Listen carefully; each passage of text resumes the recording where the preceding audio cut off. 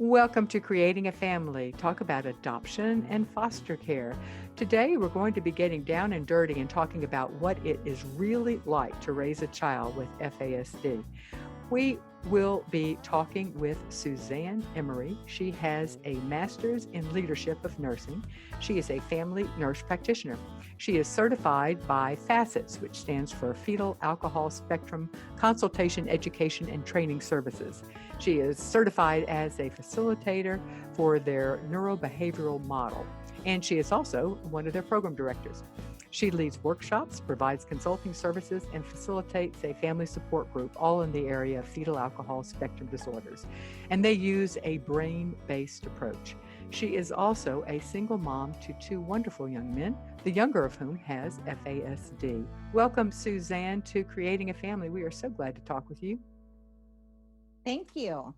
It's wonderful to be here. Yeah, excellent. So you know about this both from a profession of FASD, fetal alcohol spectrum disorder, both from a professional standpoint as well as a personal standpoint, which is probably the best combination to be talking about what it's really like to raise a child because you're in the process of doing that.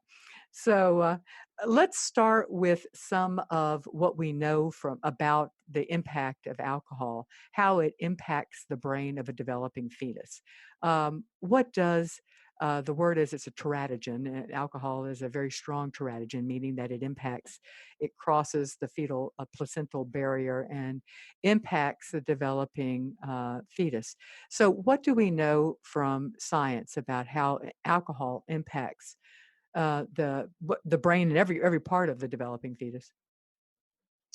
Right. So alcohol is actually the most damaging substance or teratogen, the word you used, to the developing fetus because it is a solvent. So what that means is that anything that either the mother or the father around the time of conception and all during pregnancy and nursing a baby drinks, that amount goes directly to the developing fetus. There's no barrier in the placenta.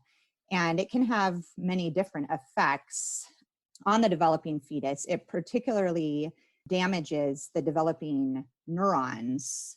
So a neuron has all these little kind of fingers that go out and communicate with other neurons. It can affect the development of those. There can be less of those little tentacles called dendrites. Then another part of the neuron is kind of like a little branch that goes down to the other end of the neuron, which is surrounded by something called the myelin sheath, which is kind of like the coating of an electrical cable, which allows messages to go faster than the speed of light and have this amazing connection in our brains to be able to do so many of the things we do. And alcohol as a solvent either sometimes doesn't allow the myelin sheath to form, or it actually dissolves that myelin sheath. So it ends up kind of being like an electrical cable without that rubber, which can create problems with processing, a much slower kind of processing. It can affect the cognitive kind of flexibility of a person being able to shift gears. On top of just what it does to the neuron itself, there can be a kind of disorganized way the brain develops, as well as less neurons. So Okay. those are just some of the ways alcohol can affect the brain. In short, it causes brain damage. Would that be a summary of what you just said? Yeah, our brain dysfunction or a brain that works differently. Okay. And we're going to talk in a minute about some of the ways that brain works differently. Does the impact differ depending the impact on the baby? Does it differ depending on what trimester of the pregnancy the mother drinks excessively? But let me just also note that oftentimes we don't know, especially those of us who are parenting or fostering. We don't really know what the mother's drinking pattern was throughout pregnancy. So there's something of a misnomer because sometimes we think that the mom stopped drinking after the first semester, the first trimester, but in fact, she continued to binge on periodic basis. So we may not know. But what do we know from the science about the differing impacts depending on what trimester of the pregnancy the excessive drinking occurs? Right. Well, first of all, it's really important. This isn't only about women. We know that both moms and dads, if a father is drinking around the time of conception, alcohol affects the sperm in many different ways. And then it's not just excessively. A mother can be drinking. I know many children that have FASD that their mother was, we would probably categorize it as social drinking early on in pregnancy before she knew she was pregnant. And there is no safe amount of alcohol to drink during pregnancy. So it doesn't take very much alcohol to affect a developing fetus. So at the very beginning, that first trimester, especially before a woman knows she's pregnant, is probably the most kind of dangerous time to drink, because that's when those first neurons those first cells of the nervous system are being laid down. And so if those first cells are damaged, it's kind of like a multiplication process that the cells after those can also be affected. Whereas if there was no alcohol, either from mother or father during conception, all through pregnancy, and the mother, for example, had a glass of wine to celebrate that she was soon to give birth, there could still be damage, but it may be a much less damage than early on in pregnancy, where those first cells are being laid down and can affect all the cells that grow after those. Mm-hmm. All right, so there is no safe amount, and damage can occur at any point during the pregnancy, but it would be evidence to indicate that early drinking in the first trimester may cause more damage simply because of what was developing at that time. Is that a summary? That's it. Yeah, exactly. You did a great Okay. job. Okay. All right. I think that people have heard of FAS, so a fetal alcohol syndrome. The preferred term now is fetal alcohol spectrum disorder. And of course, we have to have an acronym, and that is FASD. What's the difference, and why did we change from FAS to FASD?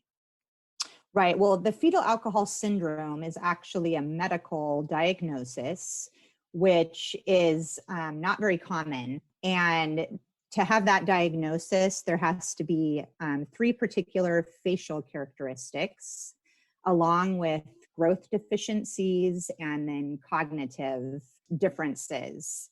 And the FASD is a much broader term. It's kind of like an umbrella term that encompasses any person that has been exposed to alcohol during the neonatal period, which can include the fetal alcohol syndrome. But most people affected by alcohol prenatally do not have any physical characteristics. Mm-hmm. And so most people would be considered not in the fetal alcohol syndrome, but under this bigger umbrella called fetal alcohol spectrum disorders. Okay. All right, so now let's talk about some of the primary behaviors that we see that are most characteristic of the brain damage associated with alcohol exposure to a fetus or with FASD. Tell us what some of these characteristics are, and then we're going to talk about how they may look at different ages of a child. But let's talk kind of generally to begin with. Okay, first I want to explain what primary characteristics mean, just in case that is an unfamiliar term. Oh, yes, please do. And Yeah. contrast it, if you would, please, between secondary behaviors, and we'll talk about those after we talk about this. Okay, so we can categorize behaviors into primary, secondary, and even tertiary characteristics. And when we talk about primary characteristics, we're talking about all the behaviors that are directly linked to brain function. So these kind of behaviors kind of give us a a glimpse into how the brain is functioning. When we start talking about secondary and tertiary characteristics, those kind of behaviors are not behaviors that are linked to brain function. Those kind of behaviors or characteristics develop over time when there is a chronic poor fit between a person and their environment or their expectations around that person. And just like any of us who would live under chronic stress and frustration, we would develop these other kinds of behaviors, which we call secondary and tertiary characteristics. The good thing about those is that they can be prevented and diminished greatly as we understand what the primary characteristics are. So some of the most common primary characteristics are things such as developmental level of functioning. So it's very common that a child in the fetal alcohol spectrum, even though they have a certain chronological age, let's say of 10, they may not be functioning in all areas as a 10-year-old. It's very common that in some areas, they may be functioning at about half their age. So their developmental age would be more like 5. It's very common that alcohol affects the sensory systems. So there can be many different kinds of behaviors we see there, from being overly stimulated and slow to settle to being oversensitive or undersensitive to touch. That's a huge topic in itself. The area of nutrition can be affected. Language and communication is another big area. It's very common that children that have been affected by alcohol, we often interpret them as being kids that lie a lot. And it's actually not lying. There is a technical term called confabulation, which is very common in this population, which means because of memory difficulties and because of their great need to socialize and to be able to talk and tell stories, they have gaps in what they remember. And so they start telling stories or things that happen, and they literally don't remember pieces of that. And so they kind of fill in the blanks. And to somebody listening, it sounds absolutely ridiculous. But if you try to confront them, they usually get very angry and mad because they're oftentimes not aware that that's what they're doing. Mm-hmm. Another area that can be affected is processing pace. So we can say that these are kids that sometimes hear 1 out of every 3 words that we say, because we usually are talking very quickly, or kids that take 10 seconds to do what we expect everybody to do in 1 second. So their brains just go a little slower, although it doesn't look like that on the outside, because physically they're usually going a lot faster, and sometimes they're even talking really fast. So sometimes we don't understand that really their brain processes more slowly. And sometimes that can look like they struggle with forming associations, predicting, abstract reasoning. And also, I think one of the most frustrating things for parents is the cause and effect reasoning, because we could say, well, you did this last time and it didn't work. What happened when you did this last time, and why are you doing it again? But understanding the cause and effect, it takes longer. And that's also part of the impact of prenatal exposure.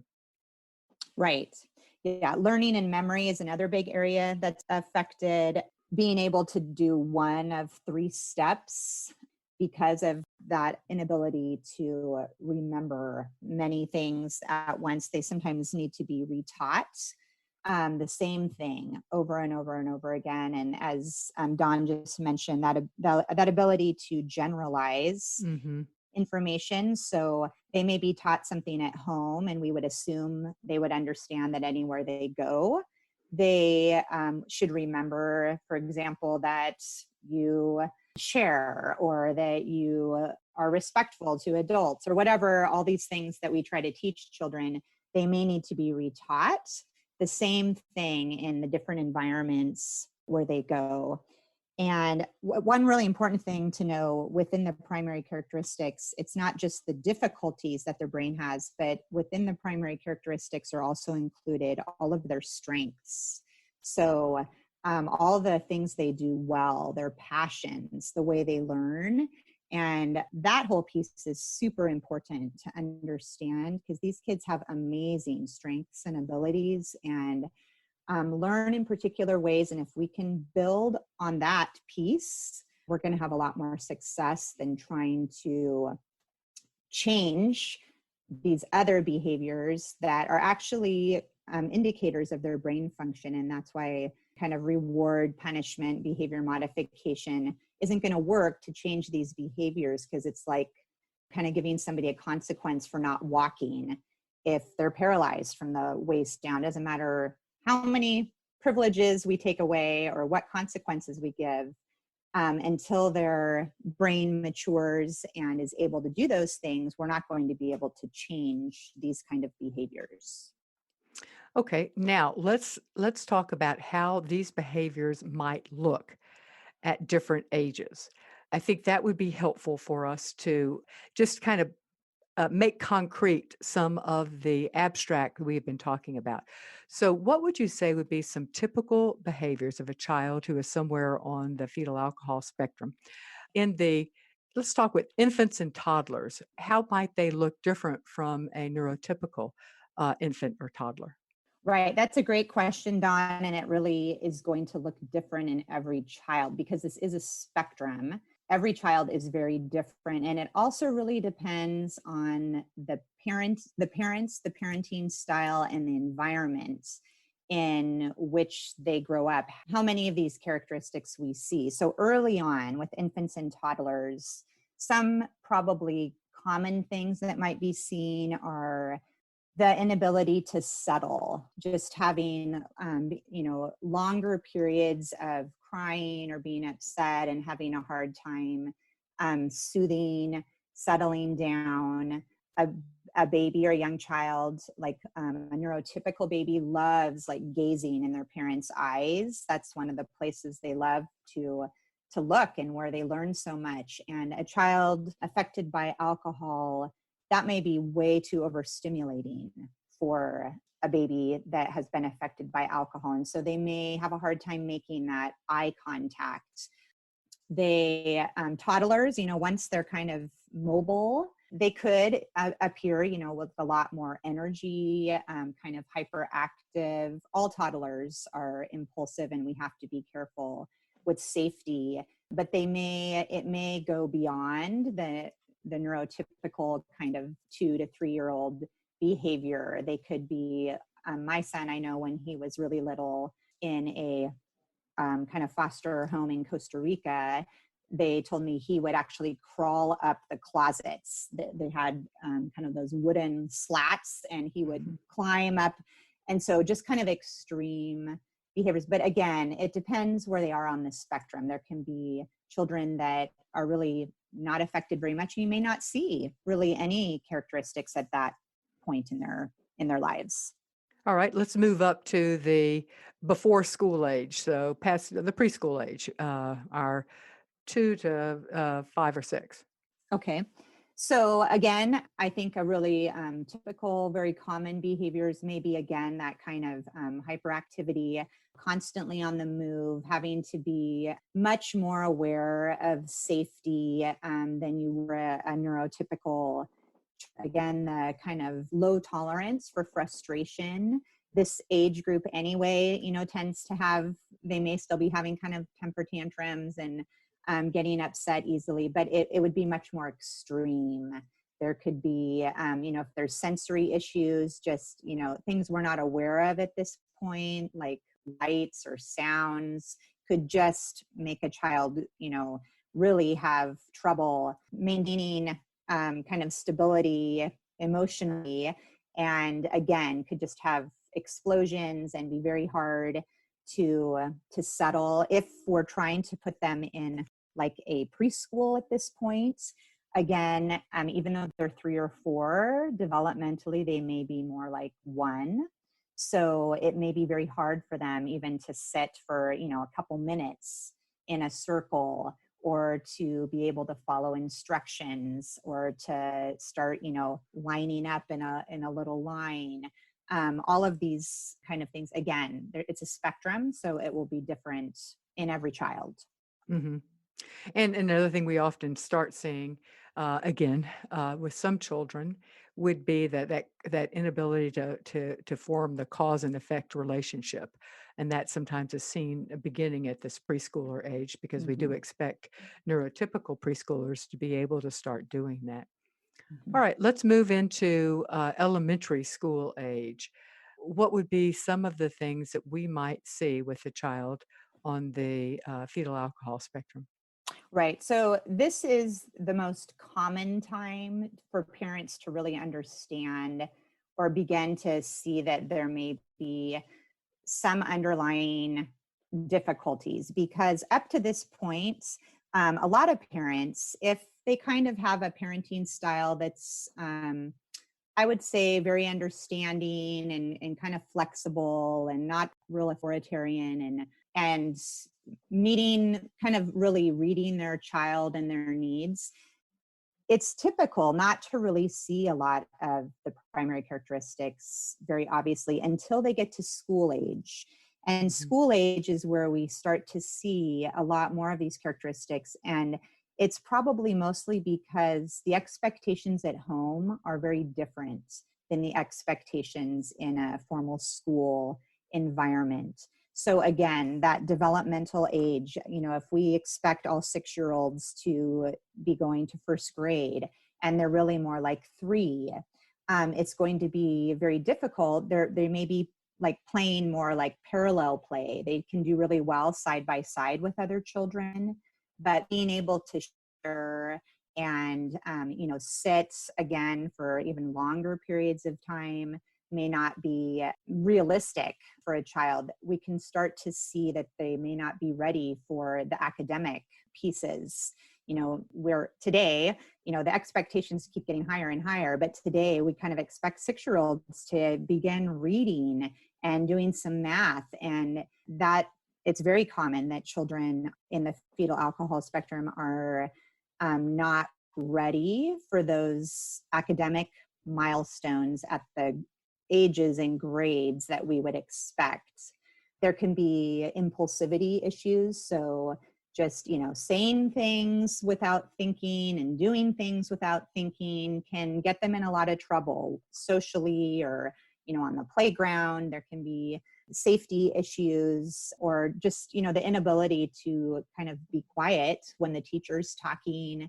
Many different characteristics can start to be seen in the school environment, and it will be different once again for every child. And I think that sometimes when we also begin to see how the slowness in processing that sometimes accompanies this disorder will show itself in the elementary ages, because that's when we start around third grade. Higher level thinking skills are supposed to start kicking in, and so the discrepancy between a child who is both slow to process and has higher level thinking issues and abstract reasoning issues, the disparity becomes more apparent, and the expectations are that a child that age should be able to do these things. Right. And that includes like the abstract thinking, math, especially math, can be a kind of hands-on subject, cubes or whatever we're using. And once a child gets to about third, fourth, fifth grade, math starts becoming very abstract. The numbers get bigger than we can have cubes for. And as they get older, we even start putting letters in math equations. And that can get very difficult for a child that has difficulty with the abstract thinking. Mhm. Well, that's a perfect segue into the next age, which is tweens and teens, because abstract thinking is where a lot of our education is moving at that point. Right. So the adolescent years, as we all know, for a neurotypical child can be very challenging. And I think parents find this season of life particularly challenging with kids in the FASD, well, the fetal alcohol spectrum, partly again because of the developmental age. So let's say, at 16, most 16-year-olds in the United States, they're excited to get their driver's permit, get their driver's license, to be getting more independence. And if a 16-year-old is more like 8, even though and this is the thing that can be challenging. Most kids with fetal alcohol are incredibly intelligent, and they really want to be like their peers. And so there's that desire to be like everybody else, and yet they're not ready for some of those milestones that their peers are ready for. So that can start to create a lot of conflict between parents trying to keep kids safe and the desire of the child to be like their peers. So that can be an issue. Again, the impulsivity is an issue with any teenager, but it is compounded with the fetal alcohol. In really, they can get themselves into situations that are really dangerous. Not recognizing, even picking friends. They usually are very, are desperate to be social and have friendships. And so sometimes the judgment is even less than a neurotypical teenager. So who they would define as a friend, they don't see sometimes the dangers, or the way that person's treating me. That's not a friend. This is not a person that's being kind to me. And they will do sometimes almost anything to be accepted. And they're usually kids with super genuine, beautiful, compassionate hearts. They're usually not, bad kids, and they can just get themselves into a lot of situations that can be dangerous for them, along with what we've talked about, the academics. If the academic, what they're ready for, continues to lag behind their chronological age, that kind of gap can become greater and greater. So those are just some of the areas that can be challenging with the teenage season. And let me throw out a couple more. One, it just is reinforcing what you were saying about choosing friends. Sometimes these kids have trouble making deep friendships because there is a gap between their development and their chronological age, and that doesn't always fit for the others in their age group to befriend them. And as a result, they are sometimes more needy for friends, and then compound that with the lack of judgment, perhaps when picking friends, that we do see that pretty frequently as an issue. And another thing we see at this beginning to hit in, particularly in the teen years, we start expecting teens and adolescents to be able to manage time, money, and schedules. And that can often be, again, it's individual. Not all children will experience this, who are even on the spectrum, but that can be a difficulty for children who have been prenatally exposed. Mm-hmm. Yeah, Yeah. for sure. All right. Let me pause now to thank the Jockey Being Family Foundation for underwriting the Creating a Family radio show podcast. Every day, Jockey Being Family is fostering change in hope of brighter futures for our adoptive families. The journey of adoption can be challenging, unpredictable, and of course, highly rewarding. They believe in supporting children every step of the way. Together, we can all support, educate, and strengthen families to help create their own happily ever after. Please support them in this journey by going to their website, jockeybeingfamily.com, and click on the donate button. They have had to cancel as with many organizations, their major fundraiser this year, and the Jockey International stores have also been shuttered for a while during this pandemic. So it would be helpful if you could support them. And we thank them for their support of us. All right. I don't want to stop we've been talking about how the alcohol exposure and the brain damage that it can cause can manifest itself at different ages. I want to extend this discussion into young adulthood and adulthood, because one of the things I want to ask is, do people who have been exposed prenatally to alcohol, do they outgrow the brain dysfunction that it can cause? Right. So again, this is going to depend on the individual. We know that fetal alcohol syndrome, as well as the spectrum, is really considered invisible, physical, permanent disability. So this is not something that usually goes away over time. But what can and usually does happen is somebody in the fetal alcohol spectrum it's not that they're born and their brain never changes or progresses. We know that people that have been exposed to alcohol prenatally, they continue all their lives to just as neurotypical people, to mature, to progress, to learn skills, to navigate life with the different challenges they have. And so it's going to look different for every person. There are many, many people within the fetal alcohol spectrum that end up being able to be very independent, functional, productive people in society. And there's also quite a large number, probably, that will need some kind of support their whole entire life. So it really depends on the person. It's also, I think many have experienced that this kind of big gap between chronological age and developmental age tends to get smaller, that gap. Once a person reaches middle 20s, 30s, sometimes that gap is not so big. And we see a big leap in the ability to kind of navigate some of these issues that have been much more difficult in their younger years. So I think there is a ton of hope for people with fetal alcohol. As we get into parenting strategies later and how to understand, that's a big key. The earlier we can understand what's going on with the child gives them really the best possible outcome for the rest of their lives. Hmm. I have heard it described as scaffolding, that oftentimes these teens, young adults, and even into adulthood continue to need some form of scaffolding. Another word for support. It just gives me a very good image in my head of scaffolding around a building. And you may be able to, as that difference between their maturity and as their coping skills, as they learn more coping skills, you can lower some of the scaffolding. And for some, they don't have to have scaffolding at all, but many of them do. It's just how high the scaffolding needs to be, and who needs to provide it. Right.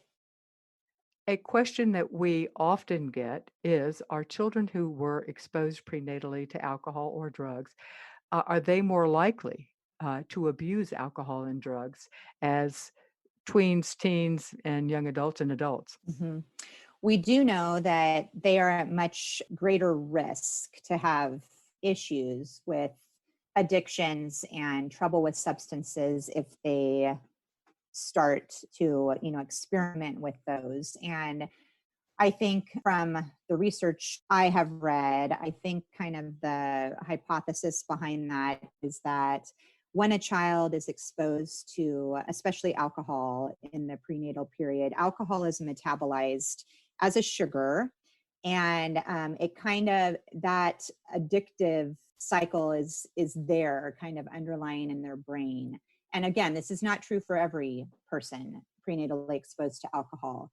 But when a person is introduced to alcohol later on in life, that alcohol getting into their system is much more likely to trigger that addictive cycle than somebody that was not prenatally exposed to alcohol. So and because of some of these other characteristics, their impulsivity, and some of them also have lived lives where there's been a lot of pain and rejection, and so it kind of is a more difficult place. So in our home, I have always told my boys from the time I adopted them when they were 5 and 6 that they are allergic to alcohol.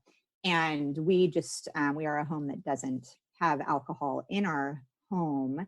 And, everybody has allergies today. And so I've just told them, if somebody or wants you to drink alcohol, just tell them you're allergic to it, because we really don't know how your body would respond to that. So there's different ways of responding and helping kids try to stay away from, alcohol use and substance abuse. Mhm. Because they are going to potentially be more at risk. Right. All right. You talked earlier and made the distinction between primary behaviors, which are caused by the brain damage caused by prenatal exposure, and secondary behaviors, which develop or can develop after exposure to failure, frustration, and not being understood because of the primary behaviors. So let's talk some about what are some of the typical secondary behaviors that can develop. And let me emphasize, as you had said earlier, that the good news about secondary behaviors is that with education and support, education to the parents and support to the parents and to the child, they need not develop. But let's talk about what some of those secondary behaviors are. Right. So when a child has been chronically stressed and frustrated, it's especially when we do not understand that these primary characteristics are an indicator of brain dysfunction or functioning differently, and we're kind of changing the way we do things. When we continue to expect out of a child on the fetal alcohol spectrum what we would expect of a neurotypical child, oftentimes some of the characteristics that can develop are just fatigue, like being easily tired, anxious. They can become kind of isolated and lonely, shut down, Hmm. fearful. They're more prone to depression, to having that kind of short fuse, getting frustrated and angry easily. They could, have self-harming behaviors, be avoidant or start running away, aggressive. They can kind of get into this pattern of talking back and being kind of argumentative. If when these kind of behaviors appear and we don't recognize them for what they are as these signs of chronic stress and frustration, usually things don't get better. They continue to get worse. And that's where we would see what we would call the even tertiary characteristics, which could include things like criminal involvement, trouble at home and school, trouble with alcohol, and addictions, and some of these other even more difficult issues. So it's really important to be able to recognize when a child is under chronic stress and frustration and be able to begin to shift gears so that we can diminish these kind of characteristics instead of having them exacerbate. Hmm. There is a saying amongst parents of, or trainers of parents, or educators of parents of children with FASD or on the alcohol spectrum, of we need to shift the concept from won't to can't. Do you want to explain that some? Yeah. So, most parents were raised, we were all raised differently. And it's very common that some of these primary characteristics we would interpret. For example, I ask a child to stop watching TV and, to go take the garbage out. And immediately the child says, no. And it would be very common to interpret that as being disobedient, as being disrespectful, as being lazy, or all these kinds of, normal ways that we could interpret that kind of behavior. But when we start to understand that if that child has difficulty shifting gears, having that cognitive flexibility, has difficulty with memory. So whatever I'm asking them, they have to remember, amidst many other things, then we can begin to see that maybe it's not that this child won't do what I'm asking them to do, but they actually can't do it, at least in the way that I'm expecting it, if that's immediate obedience or so that's just one little example of kind of a shift in understanding that a child is not necessarily that they won't do something, it may be that they actually can't do it in the way that I'm expecting them to. Hmm. And in that example, or perhaps not that exact example, but the quickly saying no. If you think about it, when you say no quickly, it slows things down. And when you're processing slower, saying no buys you time. So it's another thing to think about. So that this child is actually that can be a coping mechanism to slow things down. It's not a particularly good one because it sets people off, but it is one that could work with Right. them. And we also see children who will withdraw when too much information is coming in. T- Turn off the TV, go put up the supper dishes, and go take your shower. And come on, let's get moving. Uh, that's a whole lot of information coming in, and a kid may just shut down, just withdraw. And that's a way of avoiding and trying to, again, buy time to process and think things through. All right. right, let's now talk about some of the other things that we may see as secondary behaviors. You've mentioned anxiety, depression, and that can lead to poor self esteem, difficulty making friends. We've already talked about that being a problem. It could be a problem, it could be a primary for the discrepancy between developmental age and chronological age, but it can also be a secondary behavior as well. And I'm really glad you mentioned the opposition and defiance because that can also be, it's also a very typical secondary behavior that we might see with children who have been constantly exposed to failure and frustration. Any others that you can think of?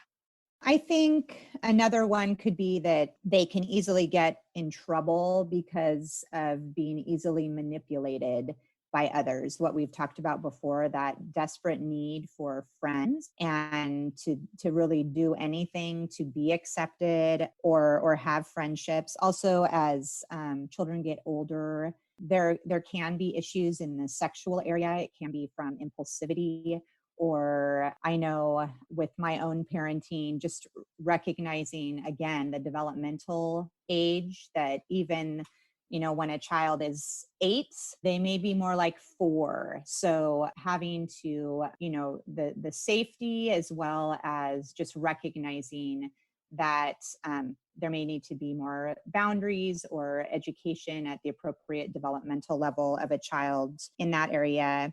They can get, disruptive in class or at work, secondary to anxiety or frustration, or can be seen as destructive from anger, if they are continually not understood and they, get angry and sometimes can get destructive from chronic anger and frustration.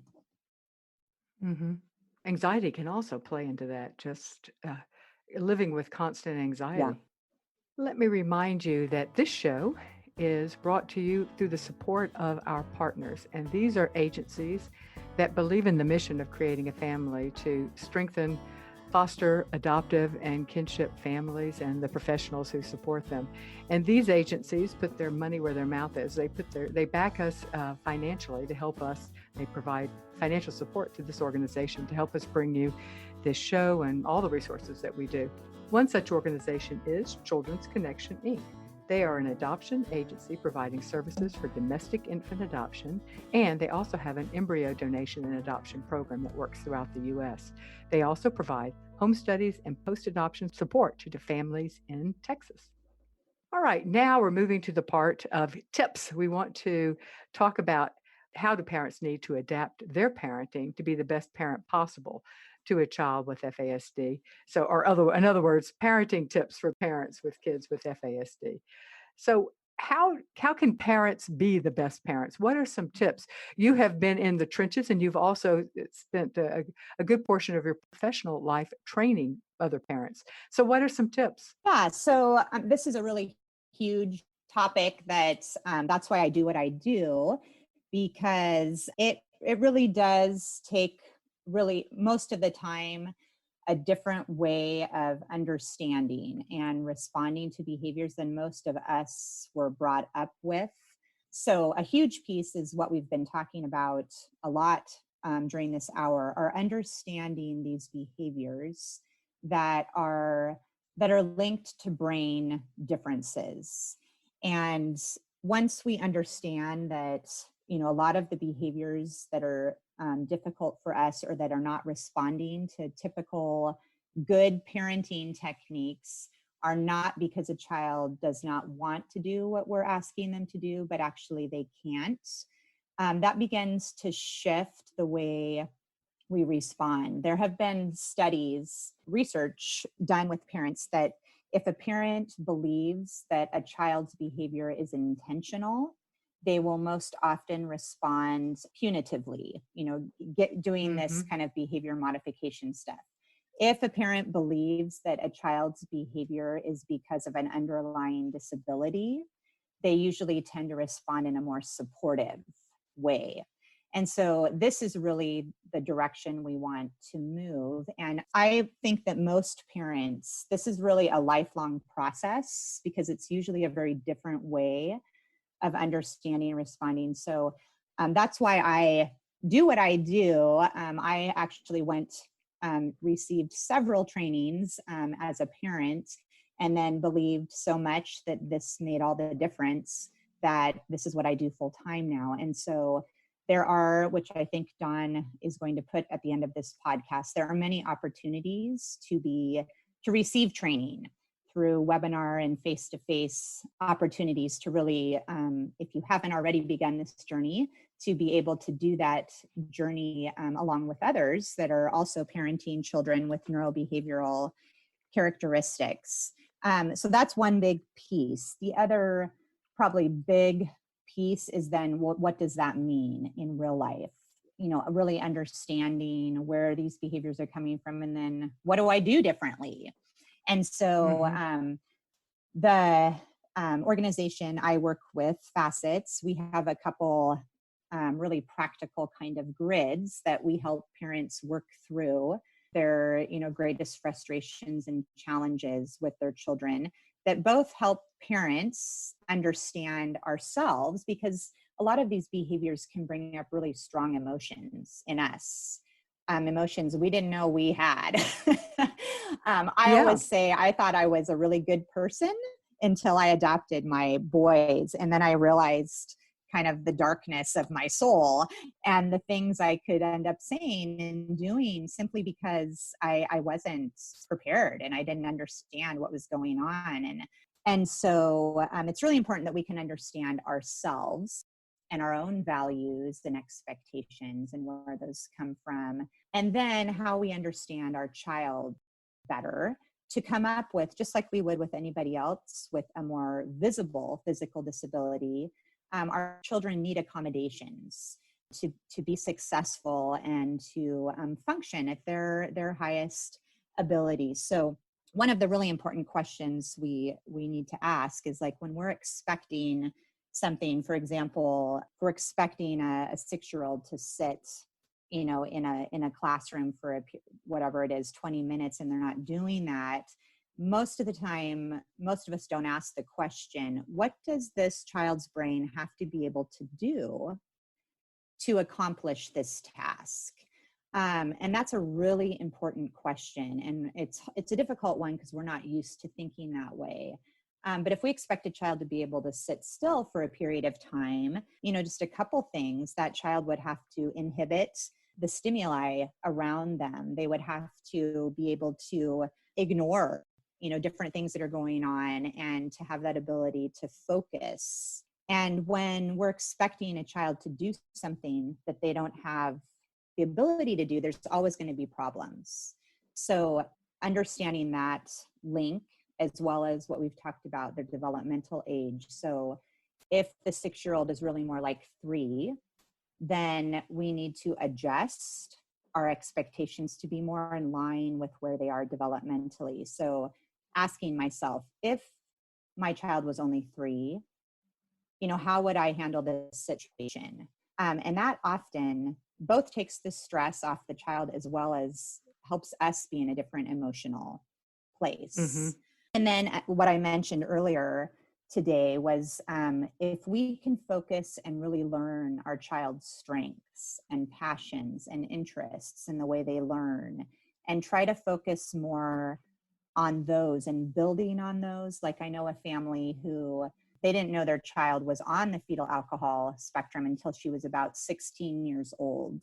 And she had social problems and academic issues and was just struggling so much in high school. But they also knew that her passion was cats. And so they actually made the decision to not have her continue in high school and to figure out how she could, really base her life around cats. And they helped her make her own cat sitting business. And today she is in her 30s, she's married, she has a child, and she is so happy and doing so well. And she has this amazing business where she takes care of cats.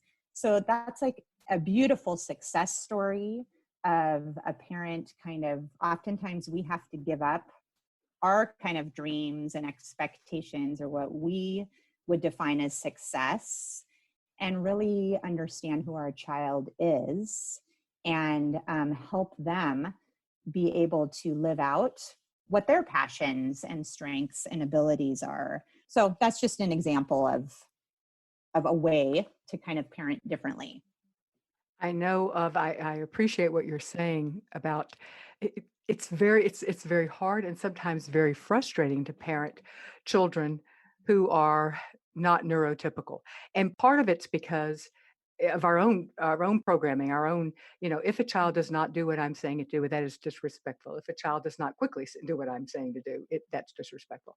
If a child cannot learn and is struggling to read, then that means they are never going to be able to. So then we panic because I would come from a family who values education and we worry what the future will bring. And so I know of one family that used yellow sticky pads, and the mom was really struggling with uh, overreacting and reacting in her own frustration.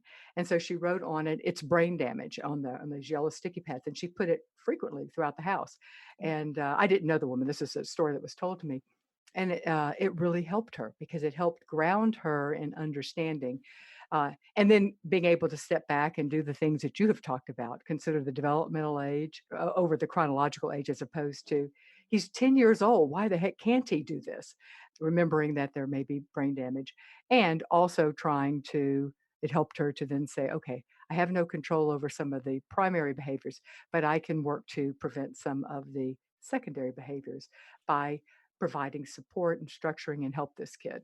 So that's I've heard of that idea working as well. Mhm. Mhm. Let's talk about some other practical tips. Let's talk about the importance of structure. Again, that fits in with the words that we've been using: support, scaffolding, and things, accommodations. Why is structure important for many kids who are on the fetal alcohol spectrum?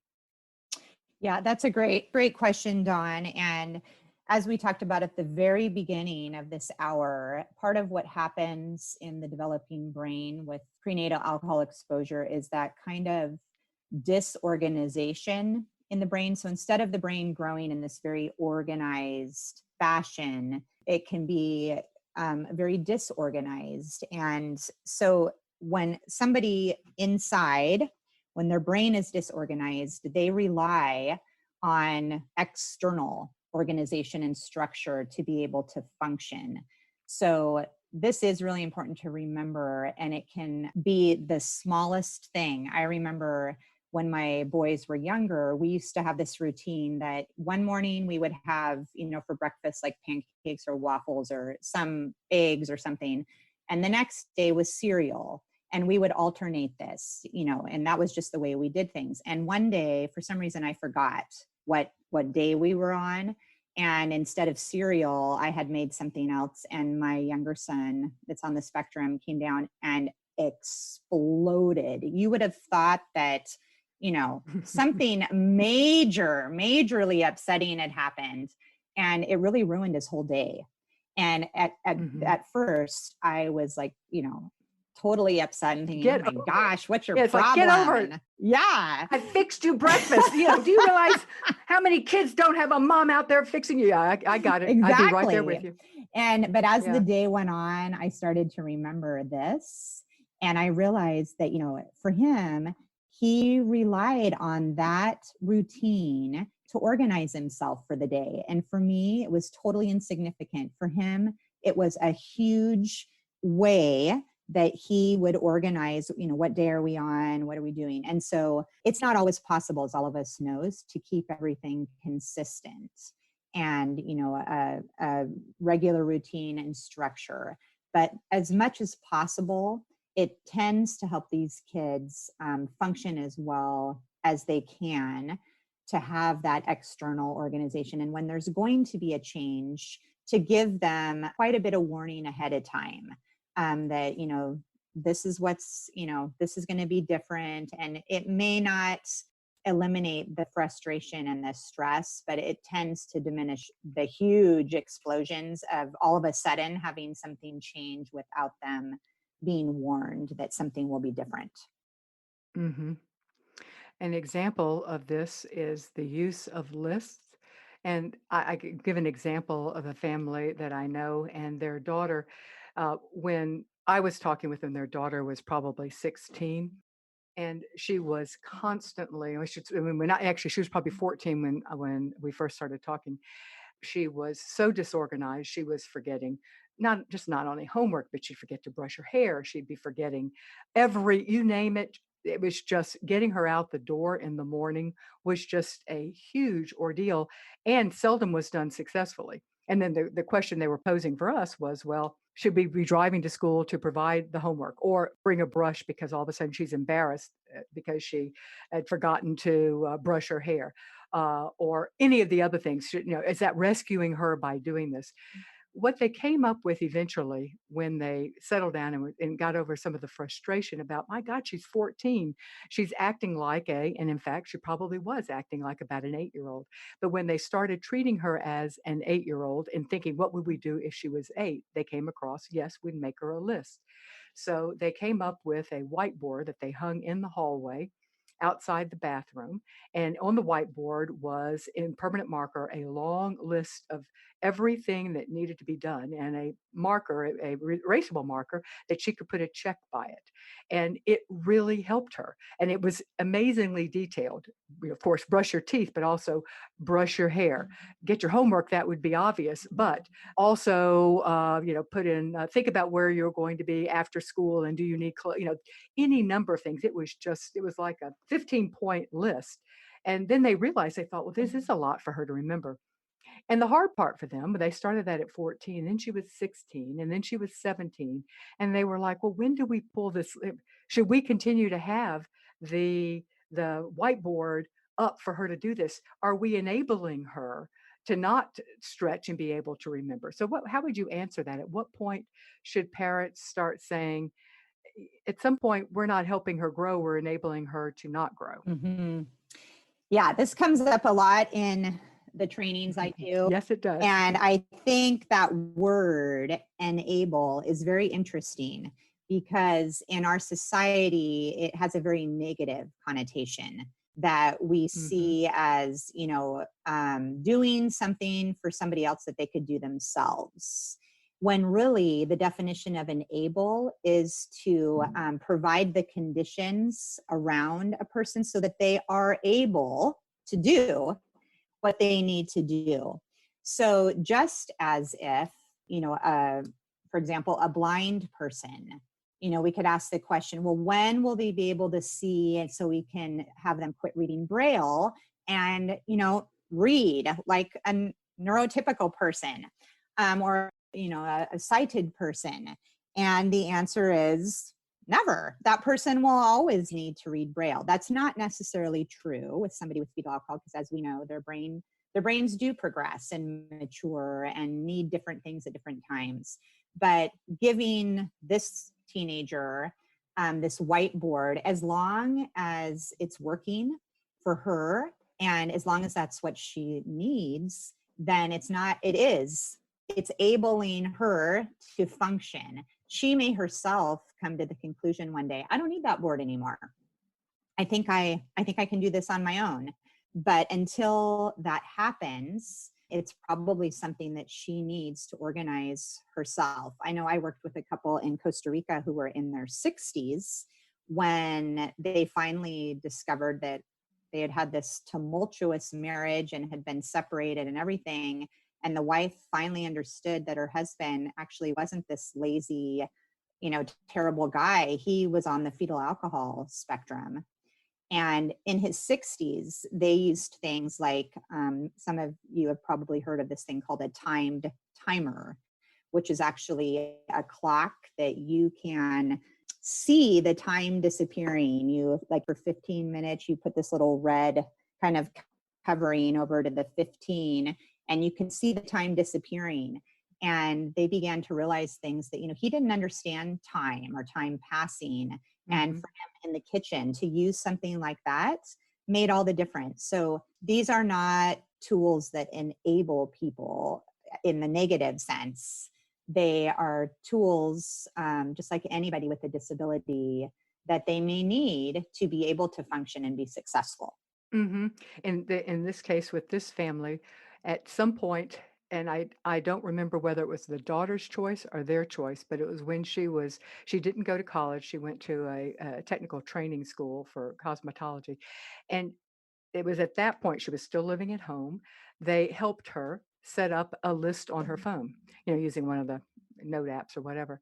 And it was important. They had to experiment. It was important that it had a checkbox that would actually have a visible check.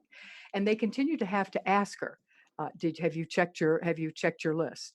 And they had to continue doing that, but that was the next step for her to own the responsibility. And last time I was working with them, they were still having to remind her to check it, and they were hoping, and she was a young adult at that point, and they were still having to provide that type of support. um, Schedules, as you mentioned, is another important thing, particularly for everyone. I liked your mention of the timers. So what are some other tools like that timer and other? We're going to talk about digital tools here in just a minute, but let's talk about just physical tools that you have seen work for families to help provide the scaffolding, the aid, the support to enable, in the correct sense of the word, to make them more able to make children, and not children, but young adults, teens, adolescents, and adults able to do things.